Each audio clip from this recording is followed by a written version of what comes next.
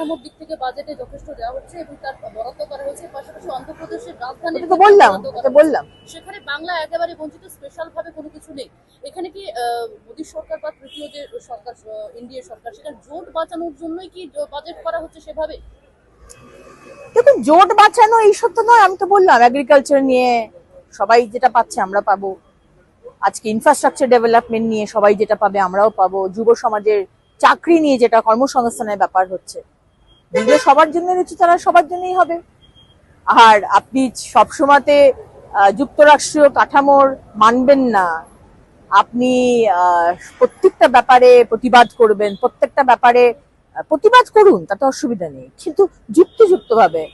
আজকে আমাদের রাজ্যপাল বলেছেন যে যাদের দুজনের এমএলএ যে হয়েছে সংবিধান মানে শপথ গ্রহণ, সেটা অসাংবিধানিক। কেন করলেন? কেন অসাংবিধানিক ভাবে করছেন? আজকেও আবার 4 জনকে নিয়ে আসা হয়েছে শপথ বাক্য পাঠ করার জন্য। আমি কোনো কথা শুনবো না, আমি গণতন্ত্র মানবো না, আমি সংবিধান মানবো না, আমি আমার মতো সংবিধান তৈরি করব, এই বললে তো হবে না। আমরা সাফার করছি, মানুষ সাফার করছে।